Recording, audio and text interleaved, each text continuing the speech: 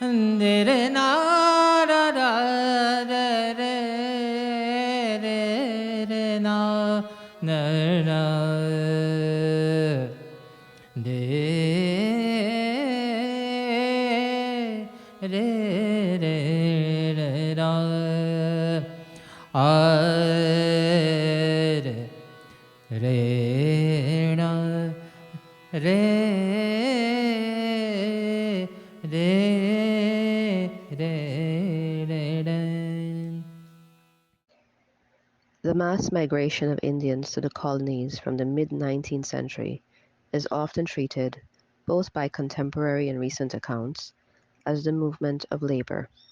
Put simply, there was a surfeit of labor in parts of India and a shortage in the colonies. This is broadly true, but, as with any undertaking involving people, there are questions of agency, of power, of resistance, of submission, of resilience, of opportunities missed and taken, and much more. These readings will offer a general overview of the process punctuated with a few historical commentaries. They conclude with extracts from memoirs of a few of those whose ancestors arrived in Demerara.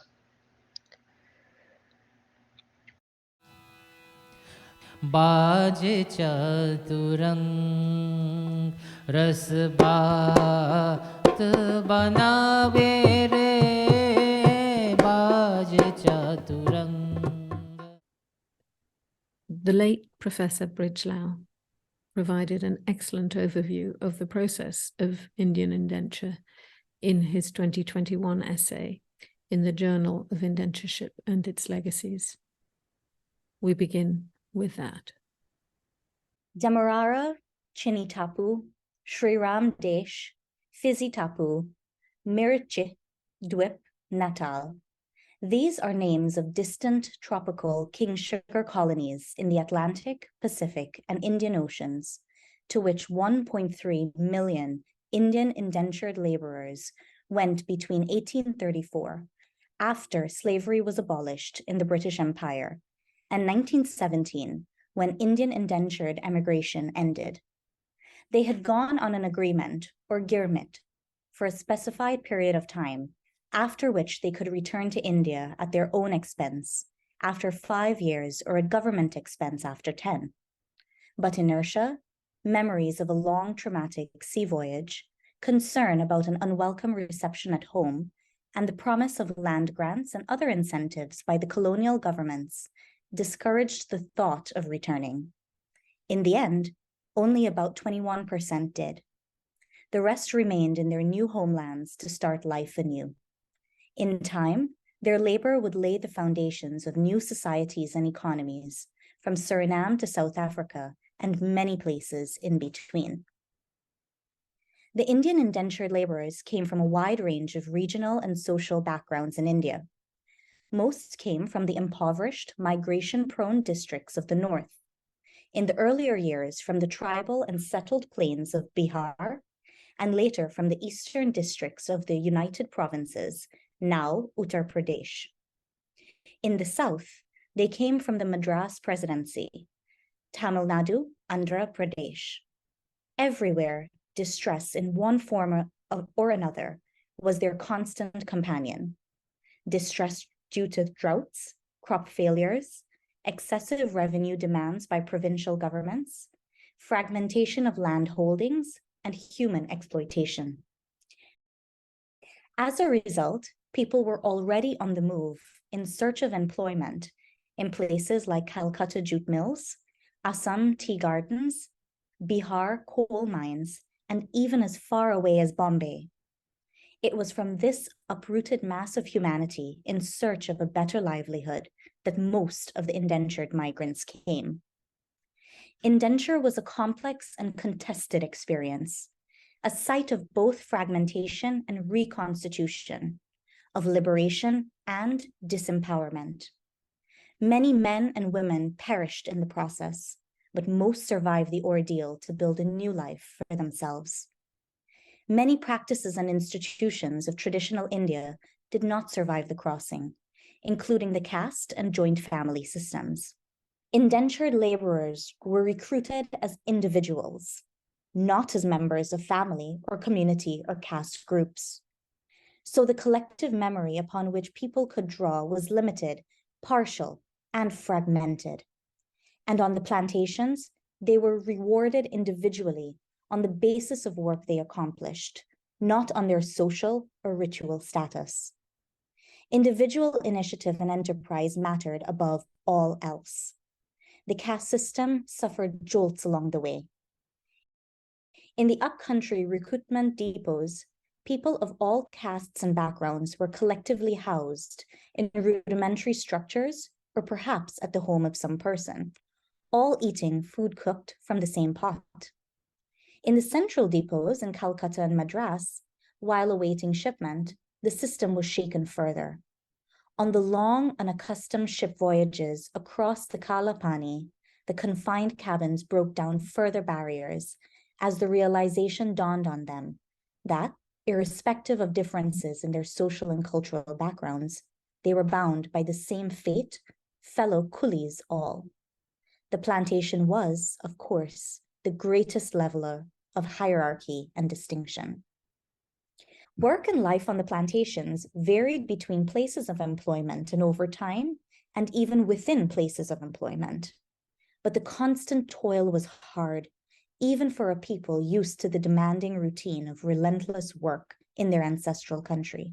Complaints against employers across all colonies included the unrelenting pace of work under harsh discipline, frequent breaches of the labor ordinances, violence and sexual assaults on women by European overseers and Indian men, unequal application of the laws, and the judicial prejudice in favor of written as opposed to oral evidence. Violence was endemic in the system, though perhaps not as pervasive as folklore suggests. Indentured laborers used a multitude of work practices to frustrate unfair demands made upon them. It should also be remembered that the most important of all, indenture did not last forever. This truth informed the migrants' approach to life and work on the plantations. Agriculture formed the center of their lives as petty cultivators, market gardeners, or hired laborers. Some, over time, moved into small-scale trading and family-run businesses. But for the majority, agriculture remained the mainstay of their daily lives. An important contributor to the leveling trends on the plantations was the paucity of women in the indentured population. The disparity in sex ratio meant that cross-caste and even cross-religious marriages took place everywhere, further blurring distinctions regarded as sacrosanct in India. These mixed marriages might have been another reason discouraging return to India. In time, what was an abnormal response to an abnormal circumstance became a normal occurrence on the plantations. New associations and relationships emerged during migration and indenture. None, perhaps, was symbolically more important than the institution of Jahaji, the brotherhood of the crossing forged out of need and necessity, and a shared experience of making a traumatic voyage together. It was akin in many respects to real blood kinship. It persisted long after indenture ended, as men traveled long distances to relive memories of their past. Jahaji Bhais did not intermarry among each other, just as brothers or cousins did not.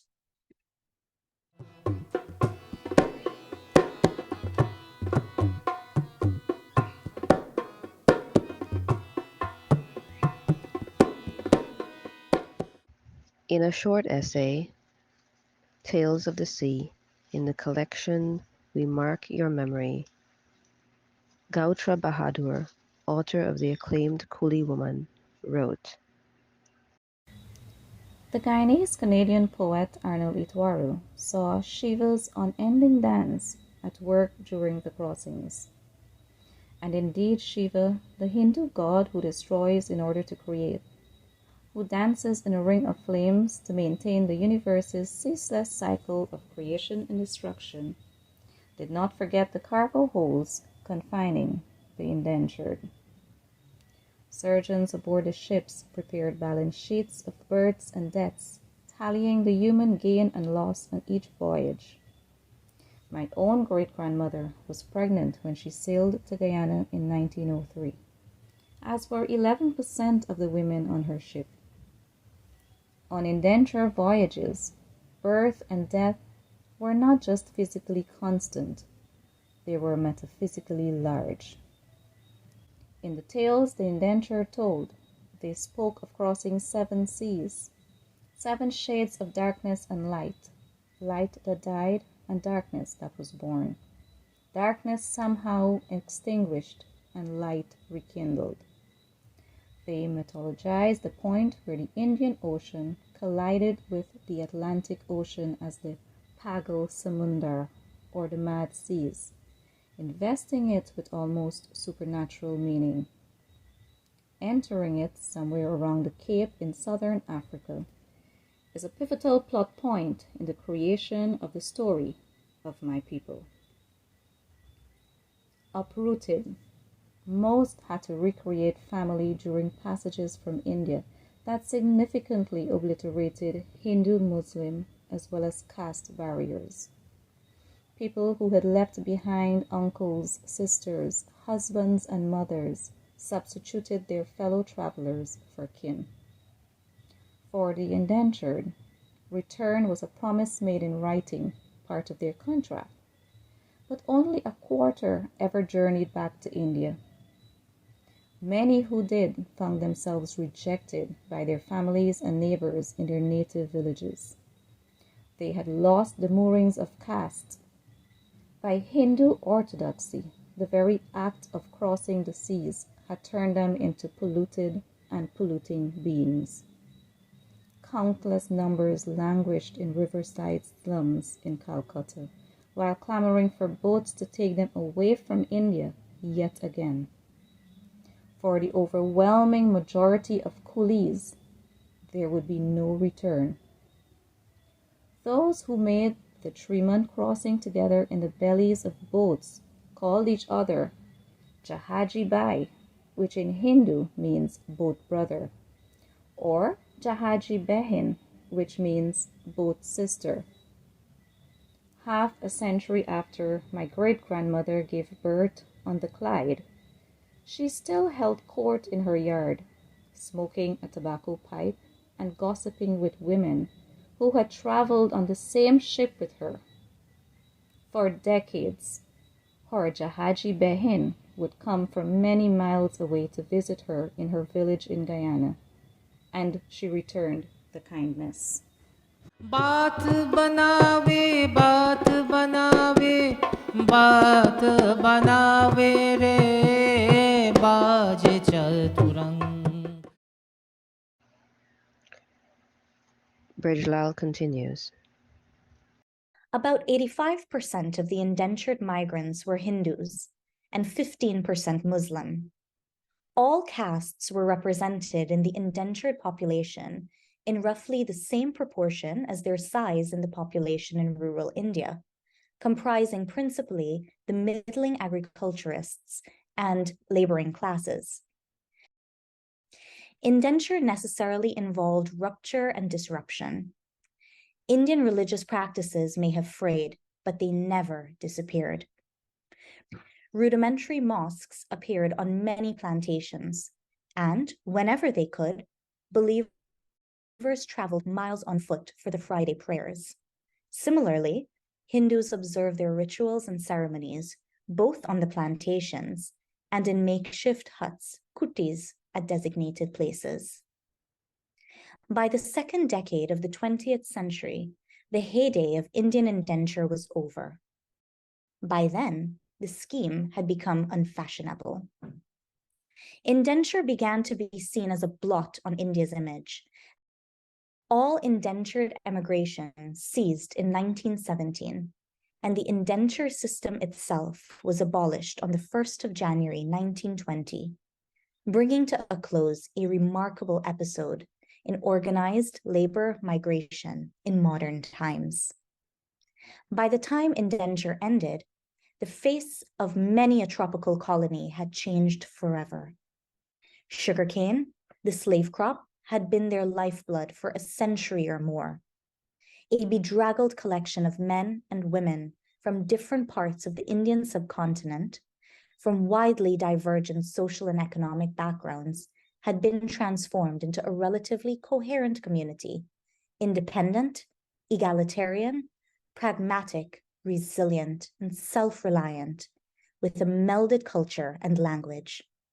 The children of the midnight of indenture were now looking forward to a new dawn. बात बनावे रे बाज चतुरंग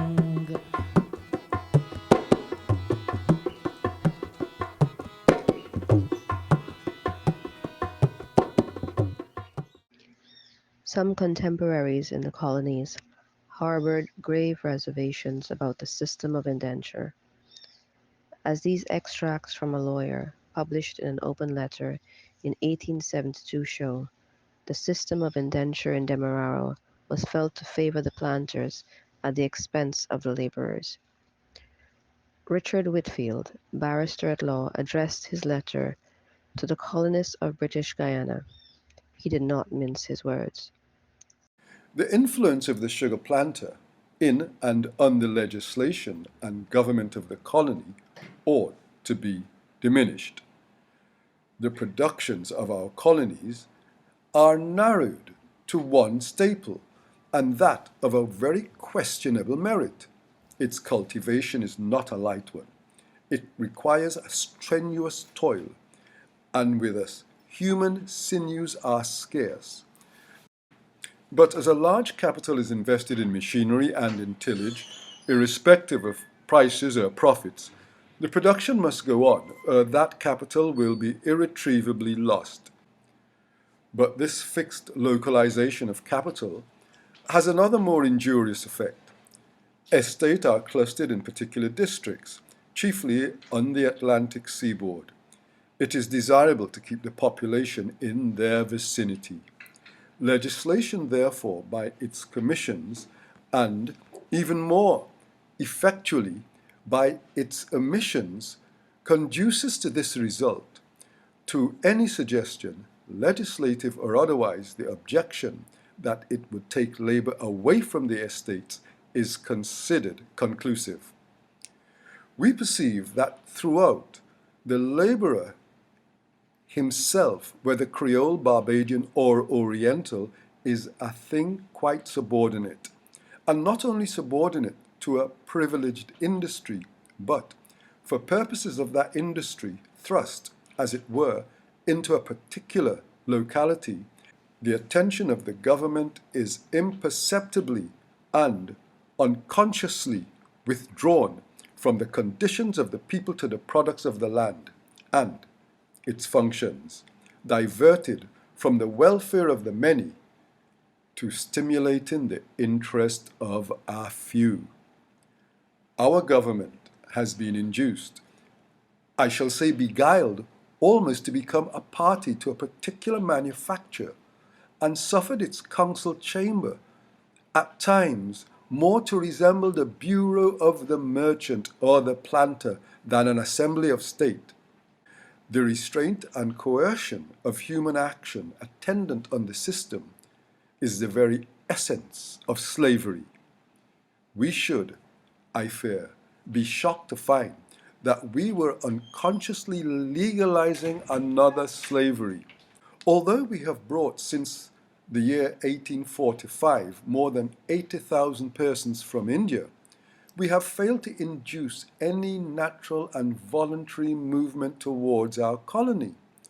On the contrary, that we have repelled instead of attracted, so that nearly 800 of the migrants were desirous early this year of returning. It is, I think, self-evident that the East Indian, as a rule, cannot with advantage change from his country to another so distant as British Guiana unless he becomes a settler. In our colony, the immigrant should be a settler, his transit being assisted. he being free to use his energies in the best way he can when he has paid the cost of his introduction. He can then reach his natural rank, whatever that may be, and be satisfied. I have already said that the movement of the immigrants to this country should be voluntary, intelligent, and made with a reasonable prospect of advantage.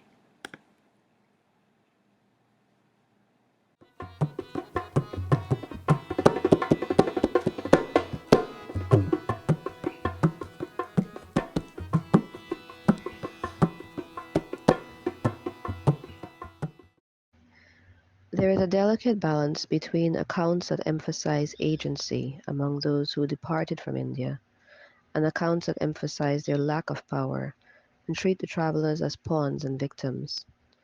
Individual accounts, where they can be found or constructed, span the spectrum of these experiences.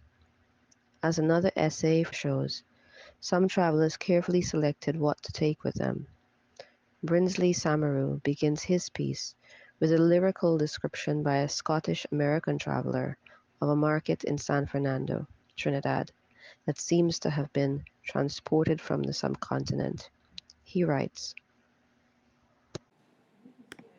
In 1886, the Scottish-American traveller William Peyton visited Trinidad as part of a larger Caribbean tour.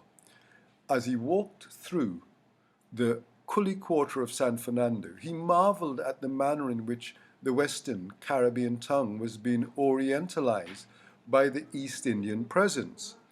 His descriptions of the San Fernando market would hardly have been different from sections of the border market in Guyana's main city or the farmers' market in Paramaribo, Suriname. The people, their wares, their manners of trading, their baskets, trays, tables, their manners, voices, gestures, all were strange and outlandish. For the Hindus lose but little of their natural characteristics in the New World. As I passed through the crowd, the sellers besought me to purchase queer-looking eatables, utensils, ornaments, fabrics, in a word, all sorts of merchandise.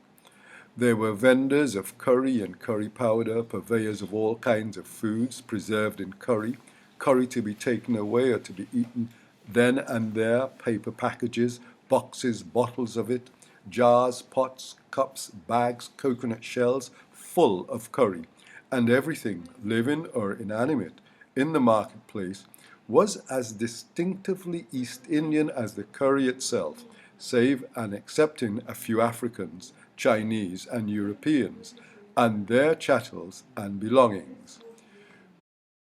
During the long period of Indian indentureship in the British, French, and Dutch Caribbean, lasting from 1838 to 1920, approximately 500,000 agreement signers, Girmitiyas, traveled over a distance of some 15,000 kilometers as they crossed the Pacific, Antarctic, and Atlantic Oceans. This journey, which lasted about 3 months, included very rough passage through the Pagal Sumandar, or Mad Sea, which tumbled the ship as it passed through the treacherous waters off Cape of Good Hope.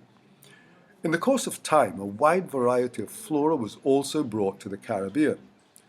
The available evidence indicates that most of the bonded laborers knew they were going to the colonies to do agricultural work. In fact, most of the immigrants were recruited from the agricultural belt, stretching from Bengal in the east to Rajasthan in the west. The major floodplains of mighty rivers streaming down from the Himalayan heights. The recruiters used destination names which were alluring, such as Chinidad, land of sugar, or Mershdesh, land of peppers, for Mauritius. To these very religious people, Suriname was portrayed as a Sri Ram. Unlike the Africans, who were not allowed to board the slave ship with their belongings, the Indians were granted a small leeway in that they could pack their prized possessions in a large triangular piece of fabric called a Jahaji bandal, ship's belongings, fastened to a lathi, a rod, which was held over the shoulder. Most of the Hindus stored their Tulsi, Ramayana, and the Muslims the Holy Quran. Equally important was an amazing array of seeds and cuttings, fruits, and other herbs, which certainly changed the geography of the Caribbean and other diasporic colonies. The list of items of flora which was fitted into this Jahaji bandal is long and impressive. Among these were mango, guavas, amrud, pomegranate, anar, string beans, bodhi, Indian drumsticks, Saijan moringa, pumpkins, kora, kadu, marijuana, datura, rice, chawal, sapadilla, chiku, betel nut, sapari, turmeric, haldi, bitter gourd, karaili, ginger, adrak, curry plant, carapelle, cinnamon, dalchini, mustard, sarsen, black pepper, kali mirch, onion, paijal, cumin, jeera, fennel, suaf. They brought a whole range of spinach, bhaji, seeds, as well as a full panoply of Indian lentils, dal. Whilst there was this informal transfer of flora via the Jahaji bandal, transfer also occurred through more official means. One major institution of agency was the Royal Botanic Gardens at Kew, just outside London, which over centuries has been a major research station linking the many parts of the British Empire. In 1765, the colonial administration established the St. Vincent Botanic Gardens to facilitate the movement of plants across the Caribbean. Similar botanic gardens were subsequently set up in the other Caribbean colonies to facilitate the transfer of flora for food, medicine, or items of trade. Through interbotanical garden transfers, the hibiscus was brought to the Caribbean, used for daily worship, as a toothbrush, as fodder for animals, and to create pretty hedges and flower gardens. In addition, cocoa producers in the Caribbean found that the Puvan banana plant, imported from Mysore, an ideal shade for their young plants, as well as a delicious fruit which sold well in the marketplace. The introduction of animals for the promotion of the sugar industry in the Caribbean is perhaps as important as the flora. Caribbean plantations were very concerned about snake and rat infestation of their fields. For this reason, the Indian mongoose was brought to Jamaica in 1860, Barbados in 1870, and St. Lucia in 1885. Another useful animal brought to the Caribbean was the goat. Hundreds of goats were introduced as leftovers from their indenture ships. Goats and sheep were taken on board to supplement the shipboard meals for the Lascars, Indian sailor, and for non-vegetarian immigrants. Some of these animals reached the Caribbean and were distributed among the estates, where their hardiness ensured their reproduction in a new place. As British breeders realized the potential of these ruminants for meat, milk, and hide production, they were crossed with other varieties and sent to the Caribbean. Another animal brought on the indenture ships was the Indian zebu cattle, whose huge hump stores water for use when normal sources are unavailable. From 1905, water buffaloes were imported by planters into Trinidad, and by the time of the First World War, they were being widely used on the estates. In 1991, the Barbadian novelist George Lamming commented on the ways in which Indian labor had changed the cultural landscape of the Caribbean nations. His observations relate specifically to Guyana and Trinidad, but they are equally applicable to Suriname. There can be no history of Trinidad and Guyana that is not also a history of the humanization of these landscapes by Indian and other human forces of labor. गावत सब दुनियन के आगे गावत सब Official reports and appraisals would sometimes provide a picture of indentured immigration that glossed over the myriad problems and challenges encountered. This report, from the 1920 British Guyana Handbook strikes an almost self-congratulatory note. In British Guyana, as in most tropical countries where the white man is incapable of prolonged manual labor, the maintenance of an adequate labor supply is a matter of perennial difficulty. The Hindu coolie introduced from 1838 onwards under a system of indentured immigration to become the mainstay of the labor market as a source of continuous agricultural labor, he has been the salvation of the colony. He, in his turn, has benefited by the arrangement. His villages are prosperous, his savings bank deposits are increasing, he is settling down in independence to the cultivation of the soil, and it seems that he may end by creating a self-supporting agricultural peasantry of which the country is badly in need. Regulations for immigrations were approved by the government of India in 1844. In the year 1848, a system of indenture under the control and supervision of the Home and Indian governments was introduced, which came into force in 1851. From this date onwards, the average number of arrivals was 3,500, of departures 1,500. Elaborate regulations for the good housing, regular work, and wages of all indentured coolies were drawn up. The working day was limited to 7 hours, and no work was to be done on Sunday, and fortnightly holidays of 1 day and 1 night were granted. The coolies, however, were bound to reside on the plantations and never absent themselves without leave, and their holidays depended on their steady performance of their allotted task. The immigration agent is charged with the duty of seeing that all regulations are properly carried out. Indentures in British Guyana have now been abolished.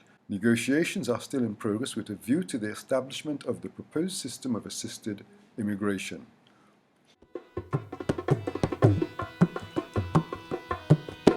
कावत सब दुनियन के या गए महागुन में बात बनावे ना दिरदानी तुम दिरदानी तरे दान मुखदारे.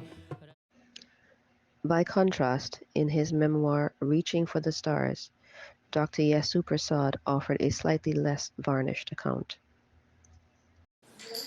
The Indians worked on the plantations under harsh and inhuman conditions and were subject to many indignities, but were able to keep body and soul together by acting as a united group. Hindus, Muslims, and Christians were forced to live side by side in the logis, but as a result learned to respect each other. The bond of kinship, Jahaji, or shipbrother stroke sister, which had first developed during the voyage to Guyana, now continued on the plantations.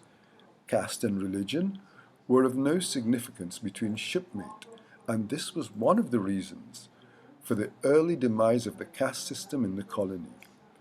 When there was a marriage or a death on the estate, the whole community attended the ceremony or the funeral. This community spirit resulted in temples and mosques being built on every estate, sometimes side by side, and in between working in the sugar estates, the Indians planted kitchen gardens and raised a few head of dairy cattle, and where land was available, either for lease or for sale, they planted rice, creating the real beginning of the colony's rice industry. Every member of the family from age of 8 upwards contributed to these economic endeavors. Their dwellings were made from local timber, and the roofs were thatched with palm leaves available in those areas. बात बनावे रे बाज चतुरंग रस.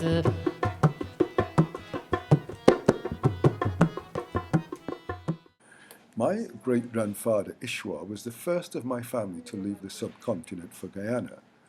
My maternal grandfather, Parmeshwar, told me a fascinating story about him. At the age of 12, Ishwar was considered a scholar because he could recite Hindi and Sanskrit verses from the Ramayana and the Mahabharata, like the great playwright and poet Kalidasa. At 18, he was married to Devika, who was the daughter of the village pandit, and they lived in a village that was only half a mile away from the English army base near Lucknow. In 1857, upheavals in his area, Ishwar was considered to be one of the leaders of the mutineers. He could not return to his village, as an informer had reported him to the British. He was pursued by a group of soldiers and had been shot in the right leg. He floated down the Ganges and dragged himself to the shore, whilst the British soldiers who were following him thought he had drowned and gave up the search. Some villagers found him and took him to the head of the Panchayat, Bharat village council, to whom he told his story. Bharat was always opposed to the British and told Ishwar that his safety in the village was assured, called in the village yogic doctor to remove the bullet from his leg, and insisted that he stayed for several months until his wound was healed. Whilst he was recovering, Bharat told Ishwar about the recruitment of indentured labour for Demerara and advised him to join the nearest recruitment station. Bharat gave him several dhotis and kurtas and a copy each of the Ramayana and Mahabharata. Ishwar placed them in the middle of the bundle of clothes so they would not be easily visible, and left for Lucknow, where he signed up as an indentured labourer along with 40 other recruits from the local villages. These new recruits started their long journey to Demerara with a first stop at Calcutta. Then they spent 2 nights at a depot before finally embarking on the SS Guna for Demerara. On board the SS Guna, there were 156 indentured recruits, 133 men, 20 women, and 3 children. Before boarding the vessel, they all had to undergo a final medical examination in which only the strong were selected, after which they signed the official indentureship papers. Only those able to write could sign. Those who could not marked the indentures with their fingerprints. They were led to believe that they were going to a country where work was easy, hours short, the pay good, and there would be plenty of time for leisure. Ishwar had adopted as his younger brother 2 fellow shipmates named Hamza and Vikram. Despite the poor food and deplorable conditions on board, the spirits of these 3 young men and their fellow recruit rarely faltered. The Hindus amongst them recited verses from the Ramayana and told many stories of the heroic struggles of Lord Rama and his brother, Lakshman. The Muslims recited verses from the Holy Quran and told stories of the early life of the Prophet Muhammad. When the ship arrived at the dockside of Sandbach Parker, wharf in Guyana, the indentured labourers were led by immigration agents to the immigration dormitory in Kingston for a single night's rest. The following day they were dispatched to the estates to work out their indentures on the plantations. Ishwar and 4 of his shipmates, Ganesh, Rupchan, Abdul and Mahesh, were allotted to Plantation, Diamond on the east bank of Demerara, 7 miles from the capital city. They were fortunate in they arrived in the estate at midday on Saturday, and since the next day was Sunday, the only rest day of the week, they did not have to begin work until Monday.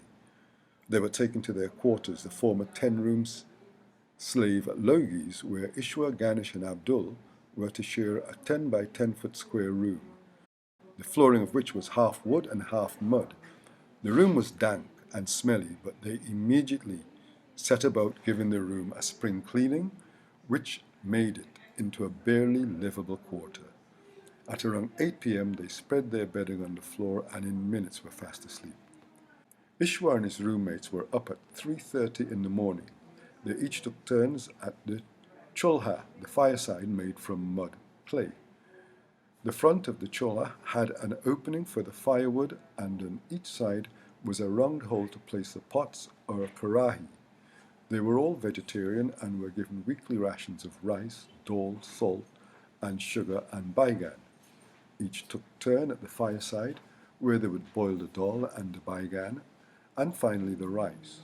By 4:30 a.m. they had finished cooking, ate a hearty meal and packed their saucepans for their lunch for the day, consisting of the same food they had before daybreak. When the Sadar, driver, knocked at the door at 5 a.m., they were ready with their cutlasses and fires for the long working day ahead. The journey to the fields were between 3 and 5 miles, an exhausting walk in itself, and Ishwar and his roommates had to take off their trousers to cross the canal to get into the field that was being reaped. The canes were burnt the night before to remove the prickles from the stalks and also to chase the rats and reptiles out to the field. The only drinking water for all indentured workers, in common with the slaves before them, was obtained from the canal. Waterborne diseases like dysentery, diarrhea, and typhoid were prevalent, and as a result, the death rate was very high. But despite this, the canal remained the only source of drinking water right up to the 1950s. Their earnings were just 20 cents per day. They left the fields at 5:30 p.m. for the long journey back to their logie dwellings. On arrival, they would bathe and cook the evening meal, after which they would spread out sugar bags on the wooden part of the boarded floor, cover themselves with the heavy cotton sheets that they had been allotted, and within seconds were fast asleep. If the workers left the estate without a pass, they could be stopped outside the estate boundary, arrested and taken to the nearest police station where explanations were useless. Fines were the equivalent of a week's wages or a week in prison. The pass system was designed to keep the indentured Indians within the bounds of their estate, so they could not listen to the former slaves talking about freedom from bondage. In his final year of indenture, Ishwar was informed his friends that he intended to return to India to spend a few months with his family, then come back to Demerara with his wife, whom he missed very much. Looking into the future, he predicted great prospects for Demerara. India, he believed, has fossilized itself into a rut, and dust and cobweb had taken over the land. At the end of his indenture, Ishwar did actually return to his village in Uttar Pradesh. After 3 months there, Ishwar informed his parents that he was returning to Demerara with his wife to settle permanently in that new country. When they were ready to leave, the entire village came out to see them off on the bullock cart. They rode to the nearest city, Lucknow, and the Akati took them straight to the English agent, who congratulated Ishwar on his decision to return to Demerara with his wife.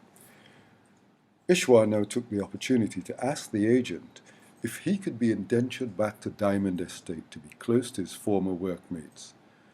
The couple spent a night at the depot in Calcutta, and the following morning the SS Jumana set off on a 3-month-long journey to Demerara.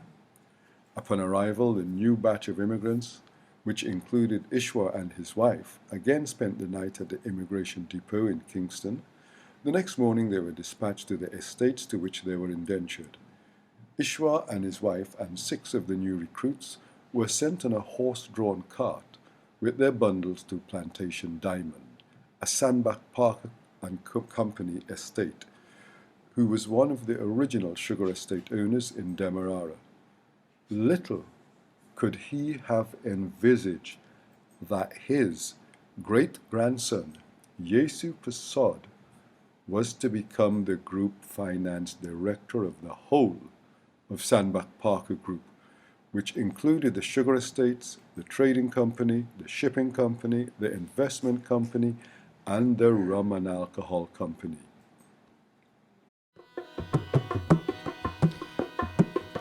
बात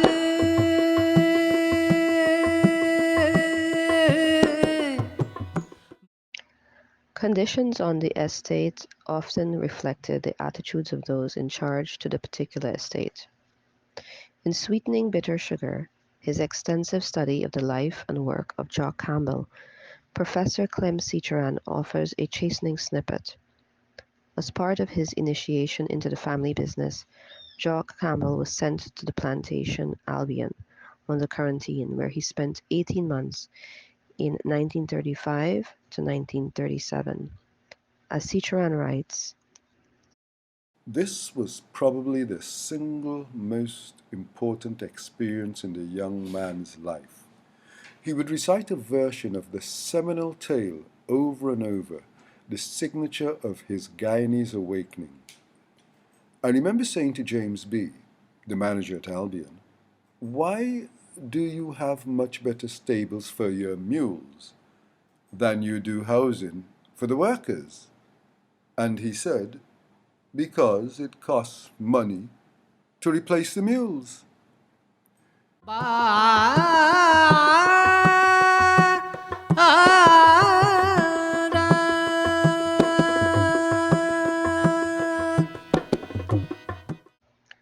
The historian Raymond T. Smith wrote that each plantation constituted a separate unit, self-contained and operating independently of its neighbors. He argued that this was a segmentary society, with the plantations constituting a simple linear series of segments having little or no organic interrelation.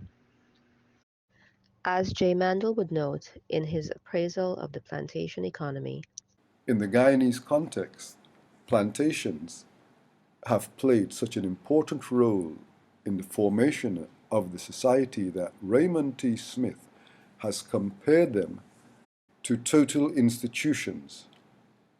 Smith shows, for example, the nearly perfect analogies between Goffman's original conception of mental institutions and the characteristic of plantation life.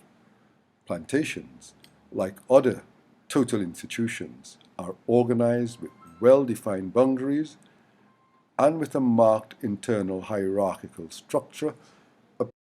The members of the institution live out all aspects of their lives within the institution, and all activities are tightly scheduled in terms of a single rational plan designed to fulfill the official aims of the institution. Only the staff, in contrast to the inmates, have the freedom to move outside the institution, in addition to several other such characteristics which hold equally for asylums and plantations. Smith notes that it is characteristic of total institutions that people enter them as already socially formed human beings with a culture and a set of attitudes which have to be reformed.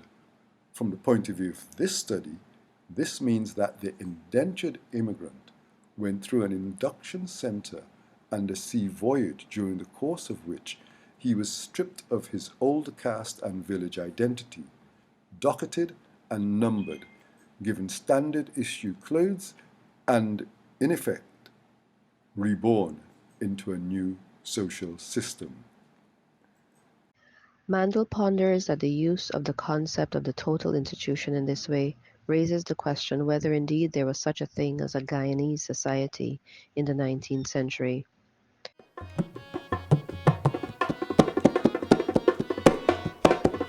बाजे चतुरंग रस बात बनावे रे बाजे चतुरंग.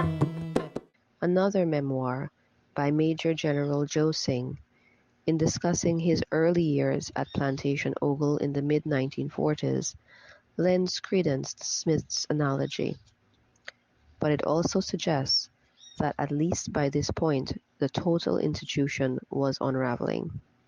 Joe Singh writes, I was born in Plantation Ogle in June 1945. My parents were both teachers at Ogle Canadian Missionary School, which is how I came to be baptized a Presbyterian. My father's father was fluent in Hindu, Urdu, and Sanskrit, and was a contracted translator for the Indian immigration agent.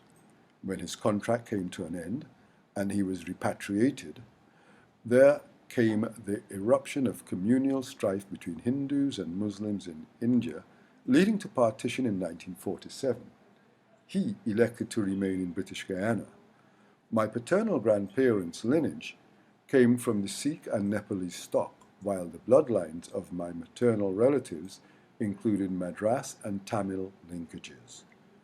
My recollection of my paternal grandfather was of a tall, very fair-skinned man in a white dhoti carrying a brass gourd to perform his ablutions. My early recollections at age 5 or 6 were of growing up in a range on the Ogle Sugar Estate, the nearest of the East Demerara sugar estates to Georgetown. A range was a long rectangular structure, partitioned in sections, each section comprising 1 or 2 bedrooms, 18 feet by 12 feet, with a common room contiguous with the 1 or 2 bedrooms and a small kitchen equipped with a coal pot or daubed fireside and a wooden receiver for washing up wares. In the stratified society of the sugar estate, the range was the intermediate dwelling between the communal logie, where there was little or no privacy, and a separate individual family home. Our range had about 8 sections, each with its 5 or 6 wooden steps leading into 1 or 2-bedroom domicile. The typical layout would be from the stairs into a small living room with a large multi-purpose table that served for eating, studying, and adult conversations. There would be a wall lamp, basically a lantern with an oval or circular tin backing that allowed for it to be hung on a nail on a wall, or a kerosene lamp, typically an oval-shaped receptacle, into which the kerosene was poured and onto which the lamp wick burner was screwed and the glass shade inserted into the sprongs. Such lamps provided the sole source of light for the family. The living room would have a few chairs, with a Berbice chair, if affordable, and a rocking chair as the centerpiece. I recall sleeping in a rice bag with a few cane arrow pillows, and then graduating to a coconut fiber mattress, which every school term holiday had to be opened up to sun out or change the fiber, which became powdery after frequent usage. The pillows were made from flour bags into which was stuffed the soft arrow efflorescence of the cane stalk top. The boys who slept in fiber mattresses with pillows made from cane arrows were a cut above those who slept on rice bags with old clothes for pillows. The latrines, painted red in color, were made of a central wooden raised platform on which one squatted to relieve oneself and used a bottle of water to wash. No paper was allowed to be used over the drainage canal toilets. The feces fell directly into the estate drainage canal, where the scavenger fish, caccabelly, would be poised to investigate and feed. The water was always moving, so there was no offensive smell, and latrines were kept clean by weekly washing and scrubbing of the wooden platform. At the junction of the estate main road and the branch roads leading to the factory and staff compound was the village square, where the market was held on Saturdays. This was the main communal activity. The vendors and hucksters laid out their wares, haberdashery, sweetmeats and greens and vegetables. Market day meant that as youngsters, 5 or 6 years old, you bathed, slicked your hair with coconut oil or Vaseline, rubbed your legs with the same, put on a clean shirt and pants, and went with your pocket money, a cent, a penny, Jill, to buy baramlachna chana, boiled or hard, served in a conical-shaped brown paper receptacle, jalabi, bara, and sour, sugar cake, lacto, and a variety of boiled sweets and lollipops. I was 7 years old when my parents moved to Canal Number 1 in 1952. Indenture and migration were shifting parts of a vast process, across time and space, and involving many, many people, from the planters and colonial administrators to those in the hold of the ships and tilling the fields. These renderings have sought to shed a little light on the complexity of the process, and to show that, for a few at least, the journey did not end in tears.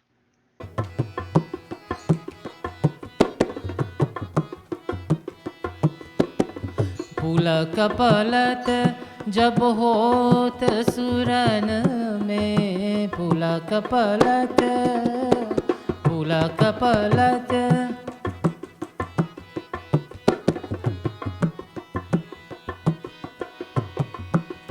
पुलक पलत जब होत सुरन में निनिधा निनिधा निनिधा पमगरे सबके शरण और जीने गंग सबके शरण और जीने गंग नादिर दिंदा तुम दिर दिंदा तरे दानी मुखदारे रस बात बनावे रे बाजे चतुरन रस बात बनावे रे बाजे चतुरन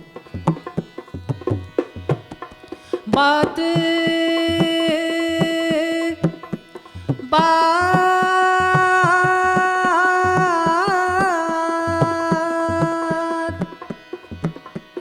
गावत सब दुनिया ने किया कि ये महागुण में बात बनावे नादिर दिंदा तुम दिर दिंदा तरे दानी मुखदारे पुलक पलत जब होत सुरन में निनिधा निनिधा निनिधा पमगरे सबके शरण और जीने गंग नादिर दिंदा तुम दिर दिंदा तरे दानी मुखदारे रस बात बनावे रे बाज चतुरंग बाज चतुरंग